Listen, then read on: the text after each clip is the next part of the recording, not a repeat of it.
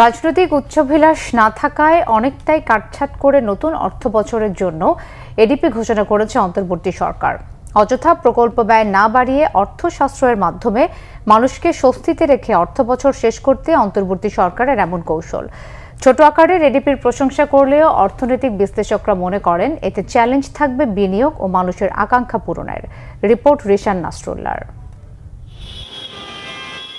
ব্যয় সংকোচন নীতির পাশাপাশি আগের সরকারের রেখে যাওয়া কম গুরুত্বের প্রকল্পে অর্থ বরাদ্দ কাটছাঁট করে 2025-26 অর্থবছরের জন্য 2,30,000 কোটি টাকার বার্ষিক উন্নয়ন কর্মসূচি এডিপি অনুমোদন করেছে অন্তর্বর্তী সরকার, যা শেষ হতে যাওয়া অর্থবছরের চেয়ে 35,000 কোটি টাকা কম।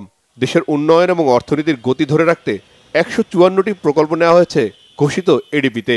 অগ্রাধিকার পেয়েছে পরিবহন, যোগাযোগ, বিদ্যুৎ, জ্বালানি সহ 5টি খাত। অর্থনীতি বিশ্লেষকরা বলছেন সরকারের ব্যয় সংকোচন নীতি ইতিবাচক। এডিপিতে প্রকল্প বাস্তবায়নের মনিটরিং জোরদার করতে হবে। সেটি না করা গেলে আগের মতোই অপচয়ের বৃত্তে আটকে থাকবে উন্নয়ন। একটু আকারে কম হলেও সেটা যদি সঠিক সময়ে বাস্তবায়ন করা সম্ভব হয় তাহলে সেই ক্ষেত্রে এটার একটা ইতিবাচক প্রভাব পড়বে অর্থনীতি। মানে উন্নয়নটাই তো হচ্ছে আমাদের মূল কথা, যে আমরা অবকাঠামো করব, সেই অবকাঠামোর মাধ্যমে কর্মসংস্থান হবে, বিনিয়োগ আসবে। তো এখন আমাদের একটা বড় সমস্যা এখনো রয়ে গেছে, সেটা হলো যে আমরা কিন্তু সারা বছর ধরে প্রকল্প বাস্তবায়ন করতে পারি না। পরে গিয়ে দেখা যায় কি যে লাস্ট কোয়ার্টারে একেবারে চাপ পড়ে যায়। এফোর্ট দিতে হবে এমনভাবে যাতে করে এই যে এটা আমাদের পুরো এডিপি ঘিরে যেটা দুর্নীতি, অপচয়, দুষ্ট চক্র তৈরি হয়েছে, তো সেটাকে যাতে ভাঙা যায়। এখন ওরা সক্রিয় আছে। গ্রোথের তো মূল চালিকা শক্তি ইনভেস্টমেন্ট। পাবলিক ইনভেস্টমেন্ট যদি কমে যায় তাহলে ওটা কি প্রাইভেট ইনভেস্টমেন্ট দিয়ে কম্পেনসেটেড হবে?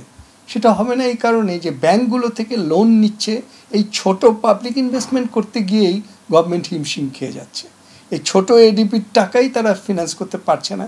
এটার আবার একটা বড় কারণ হলো রাজস্ব ব্যর্থতা। চারিদিকের চাপে আমাদের ফাইন্যান্স অ্যাডভাইজারের মানে শ্বাসরুদ্ধকর অবস্থা। সেখানে বিশেষ কয়েকটা ফুটপ্রিন্ট রাখতে পারলেই সবচেয়ে ভালো হতো। তাদের মতে ঘোষিত এডিপিতে ব্যালেন্স অফ পেমেন্টে ভারসাম্য রক্ষা পেলেও চ্যালেঞ্জ থাকবে বিনিয়োগ ও বেসরকারি খাত বিকাশে। কারণে যদি রাজনীতি অস্থির হয়ে যায় তাহলে বিনিয়োগ পরিস্থিতি আরও খারাপ হয়ে যাবে এবং তখন আনএমপ্লয়মেন্ট এবং পভার্টি প্রবলেম আরও বেড়ে যাবে এবং তখন কিন্তু ইকোনমিক ডিসকন্টেন্ট বেড়ে যাবে।